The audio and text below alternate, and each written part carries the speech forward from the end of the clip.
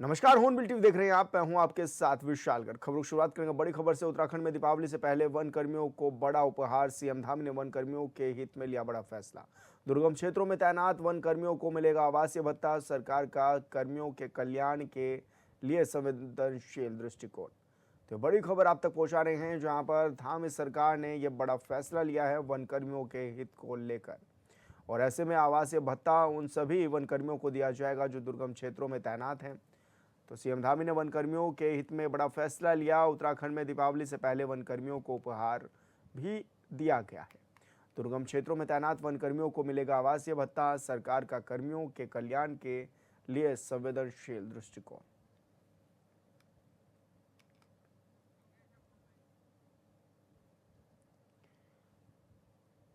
और संवाददाता योगेश आर्य हमारे साथ फोन लाइन पर जुड़ गए हैं। योगेश, क्या कुछ जानकारी मिल रही है, किस तरह का बड़ा निर्णय धामी सरकार ने लिया है?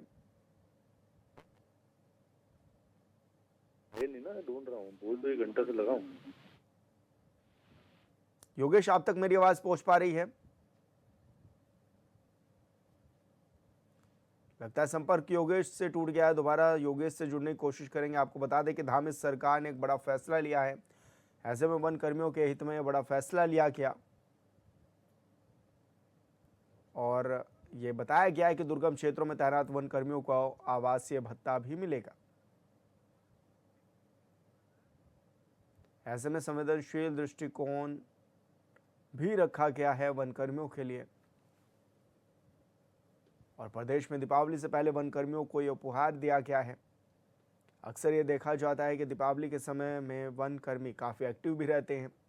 सुबह शाम उनकी गश्तें भी बढ़ा दी जाती हैं और दीपावली के समय भी वो वनों में ही रहकर अपनी दीपावली मनाते हैं। और संवाददाता योगेश आर्य हमारे साथ फोन लाइन पर जुड़ गए हैं। योगेश, क्या कुछ बड़ा निर्णय धामी सरकार ने लिया है वन कर्मियों के हित में? देखिए विशाल, मुख्यमंत्री पुष्कर सिंह धामी ने वन कर्मियों के हित में एक बड़ा फैसला लिया है और ऐसे में देखने जाए तो दीपावली से पहले वन कर्मियों को ये उपहार देने का काम मुख्यमंत्री ने किया है।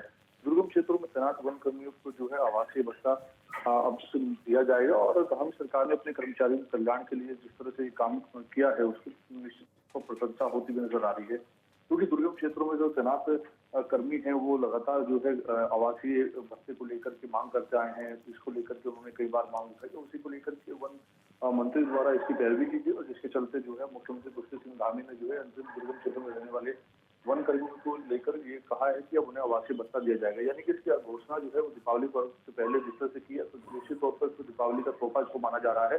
हालांकि इसको दीपावली के बाद जो है जो वेतन आएगा उसमें जोड़ करके देना प्रारंभ किया जाएगा, ये जो है घोषणा की गई। तो निश्चित तौर पर इसका आने वाले वक्त में लाभ मिलेगा, क्योंकि दुर्गम क्षेत्रों में वन जो कर्मी रहते हैं उनको काफी परेशानी जो है आवासीय में रहने आती है। महंगाई के चलते जो है काफी महंगे वहां पर आवास मिलते हैं, उसकी वजह से जो है कुछ समस्या उनके सामने रहती है, जिसको लेकर के वो मांग उठा रहे थे और निश्चित तौर पर इस मांग को सरकार ने पूरा करने का काम किया है। योगेश, ऐसे में क्योंकि एक भी देखा जाता है कि दीपावली समय में भी उनकी गश्त काफ़ी बढ़ा दी जाती है और जब वनों में आग लगती है तब भी छुट्टियां काफ़ी बार देखा गया है कि कैंसिल उनकी कर दी जाती है। ऐसे में क्योंकि काम तो काफ़ी कराया जाता है और भी कई अन्य मांगे रही होंगी उनकी, तो अभी हालांकि ये मांग तो पूरी कर दी गई, बाकी और मांगों पर किस तरह से चर्चा भी जारी है और इस फैसले को किस तरह से देख रहे हैं वन कर्मी?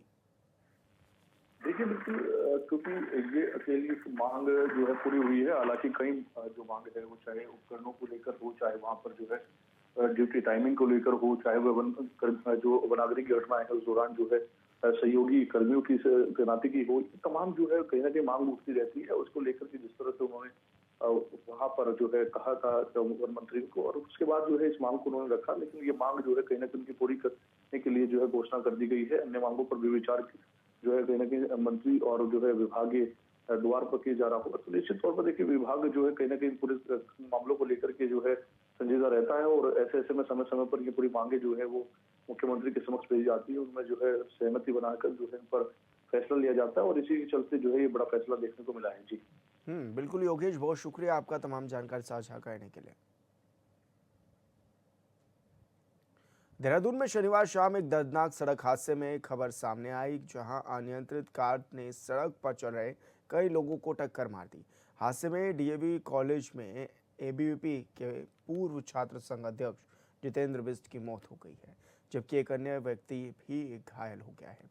हादसा चौकी आईएसबीटी क्षेत्र में सटे झूठ चौक से ट्रांसपोर्ट नगर में हुआ है। घटना की सूचना मिलते ही पटेल नगर पुलिस मौके पर पहुंची और घायलों को स्थानीय लोगों की मदद से अस्पताल में पहुंचाया गया। वहीं हादसे के बाद गाड़ी चालक मौके से फरार हो गया। पुलिस ने वाहन को कब्जे में ले लिया है। प्रारंभिक जांच में खुलासा हुआ है कि ये वाहन मुजम्मिल नामक व्यक्ति का है, जिसे मरम्मत के लिए सेंट जूड चौक के पास वर्कशॉप पे दिया गया था। वर्कशॉप में काम करने वाले अबू ने मेंटेनेंस चेक करने के लिए गाड़ी बाहर निकाली थी, लेकिन लौटते वक्त अनियंत्रित होकर उसने सड़क किनारे खड़े लोगों को टक्कर मार दी। इस हादसे में डीएवी कॉलेज के बीयूपी के पूर्व छात्र संघ अध्यक्ष जितेंद्र बिष्ट की भी मौत हो गई है।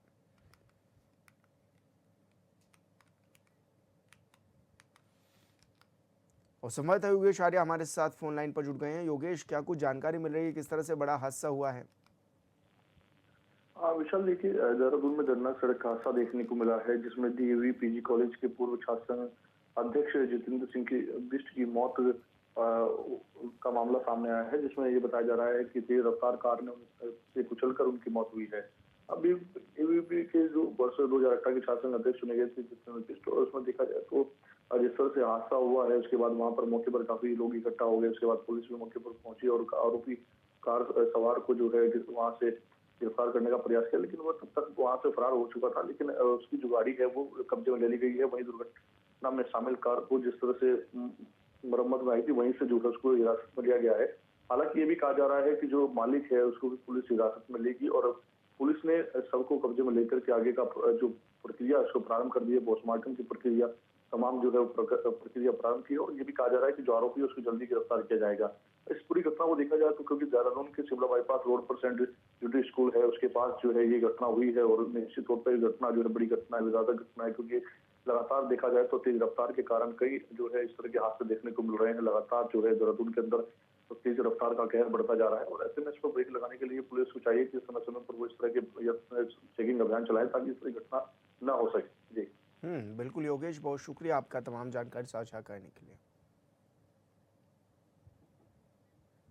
रुद्रपुर विधानसभा के महतोष मोड़ मनु नगर गांव तक बनने वाली 4 किलोमीटर सड़क का शुभारंभ विधायक शिव अरोड़ा ने किया। इस मौके पर विधायक शिव अरोड़ा ने कहा कि गदरपुर तहसील का कुछ क्षेत्र रुद्रपुर विधानसभा में पड़ता है। इसी क्रम में सांसद के सहयोग से 4 किलोमीटर की सड़क जो कि केंद्र की योजना के तहत बनेगी, इसमें 11 करोड़ की लागत आएगी। इसका निर्माण जल्द पूरा किया जाएगा। वहीं बीजेपी के प्रदेश मंत्री गुंजन सुखीजा ने कहा है कि ये ग्रामीणों की मांग थी और लगातार इस पर कार्रवाई हो रही है।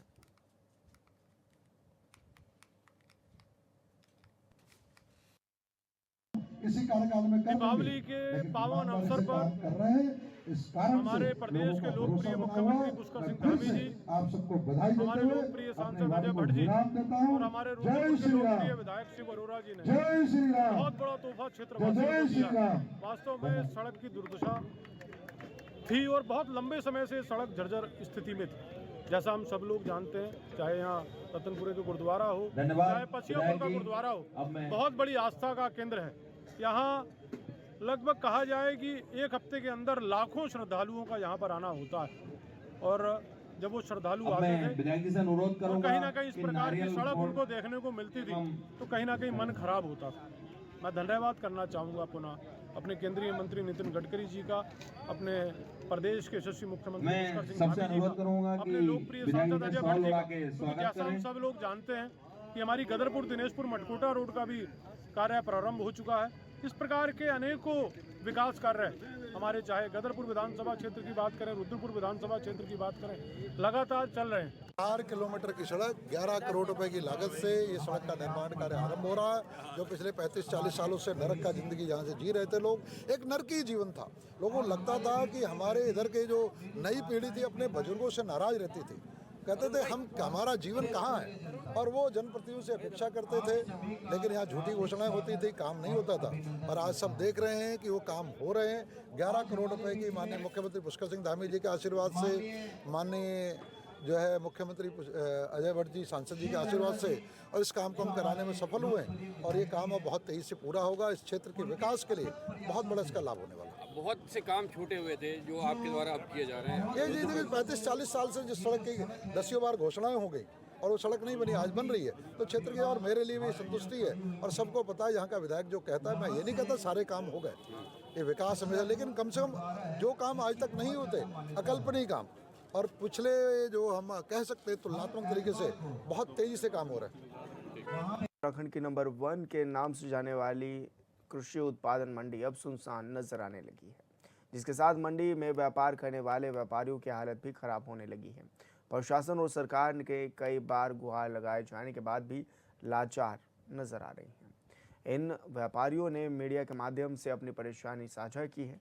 मंगलोर गुड़ मंडी में गुड़ के व्यापारियों ने प्रेस कॉन्फ्रेंस के माध्यम से बताया है कि हरिद्वार जिले में लगभग 500 कोल्हू हैं जहां पर गुड़ बनाया जाता है, पर हालात ये हो चुके हैं कि मात्र 60 ही गन्ना कोल्हुओं में गुड़ मंगलोर गुड़ मंडी तक पहुंच रहा है, जिसके चलते उनके साथ साथ गुड़ मंडी में काम करने वाले मजदूरों को भी खर्चे के लाले पड़ने लगे हैं।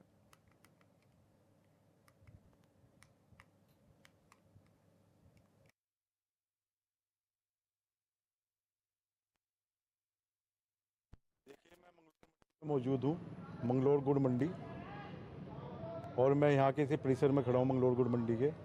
अभी आप मंगलोर मंडी का ये देखिए, बिल्कुल खाली है, बिल्कुल खाली। यहाँ पे कोई अराइवल नहीं आ रही इस टाइम, अराइवल नाम मात्र की आ रही है। जितना टोटल माल है सब बाहर से उठ रहा है। मंगलोर व्यापारी यहाँ पे परेशान है, बेरोजगार हो गया है। जो हमारी लेबर क्लास है वो खाली हो गई है, भूखी हो गई है। क्यों? जब काम नहीं आएगा तो भैया उनको मजदूरी कहाँ से मिलेगी? जितना माल है टोटल बाहर से भरा जा रहा है, बाहर पैकिंग हो रही है, कोल्हू से माल उठ रहा है, यूपी के व्यापारी तक माल उठा रहे हैं। यूपी के व्यापारी आ रहे हैं, चोरी करके माल उठा के अपना निकल जाते हैं रातों रात। गाड़ी बाहर से लोड हो रही है सब कोल्हू से।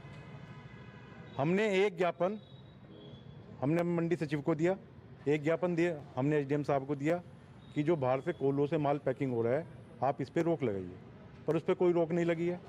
टोटल वैसे ही चल रहा है।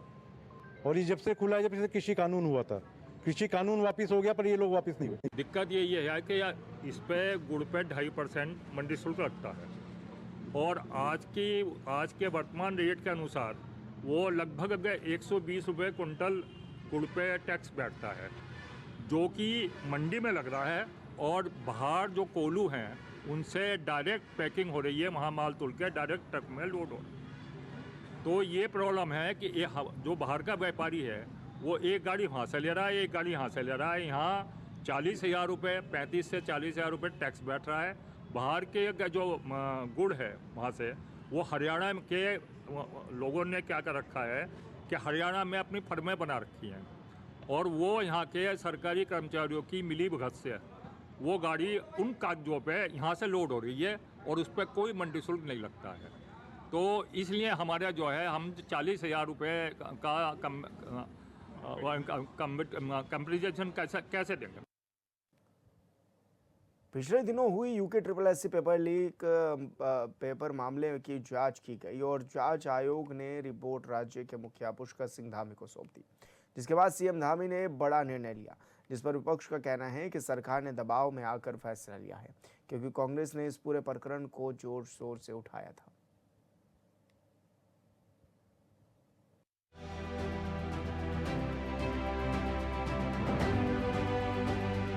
उत्तराखंड में बेरोजगार युवाओं के आंदोलन का बड़ा असर अब साफ दिखाई दे रहा है।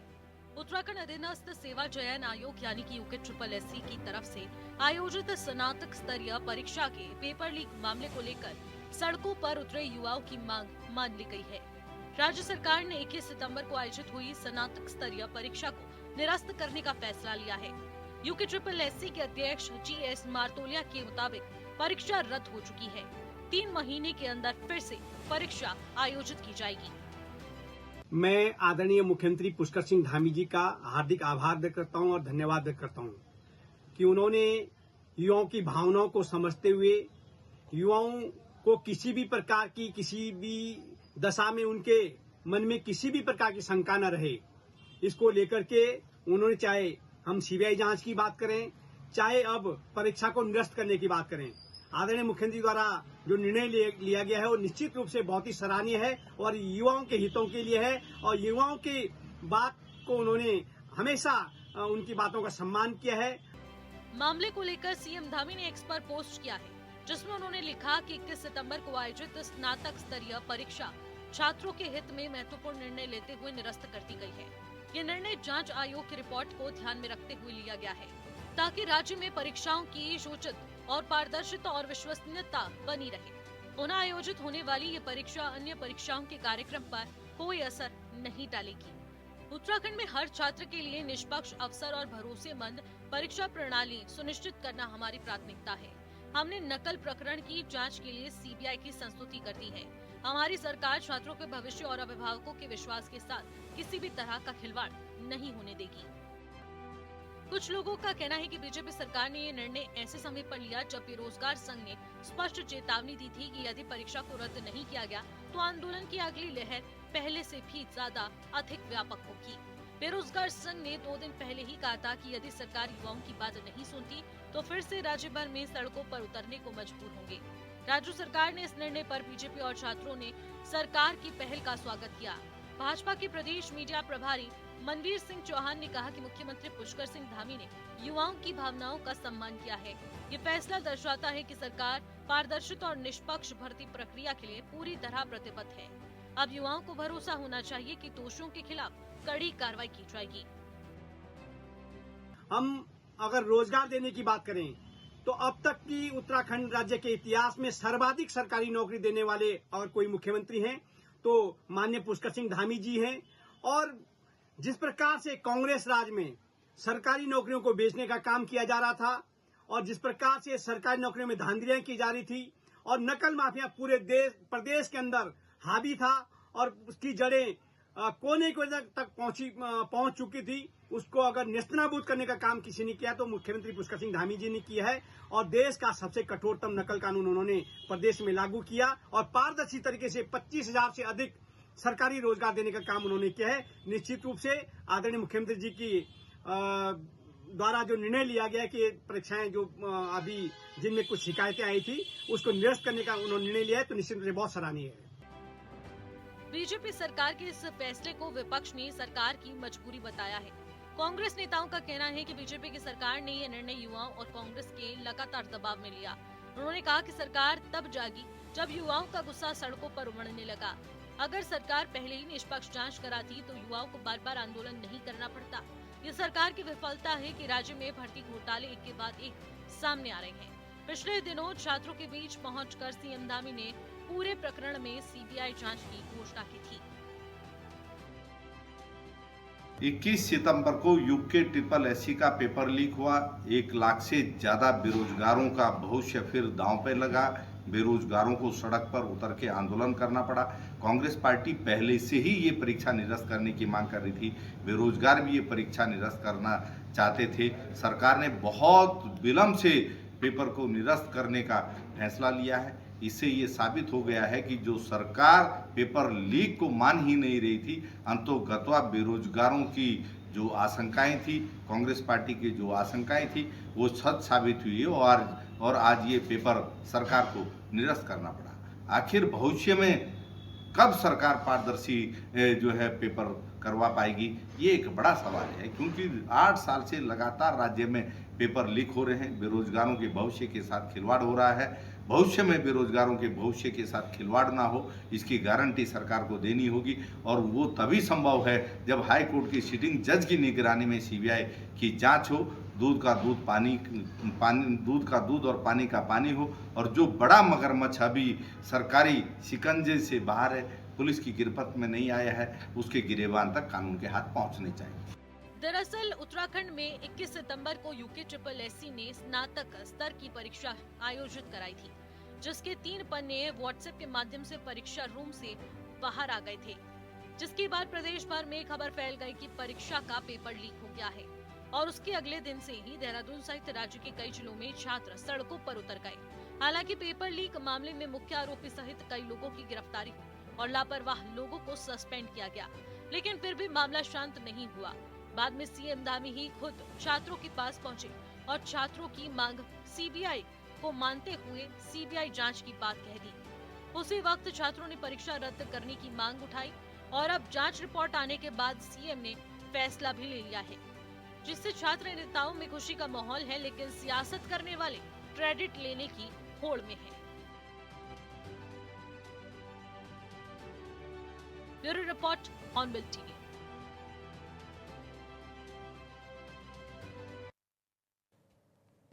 और फिलहाल इस बुलेटिन में इतना ही। आप देखते रहिए हॉर्नबिल टीवी। नमस्कार।